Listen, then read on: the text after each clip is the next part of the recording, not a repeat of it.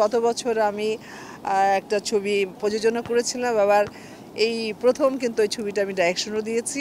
ছবিটার নাম ছিল হলো ফিরে দেখা।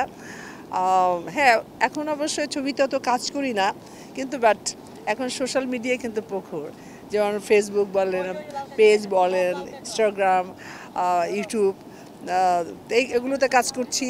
আমার একটি ইউটিউব চ্যানেল আছে, তারপর পেজে আছে, মাঝে মাঝে ফটোশ্যুট করি।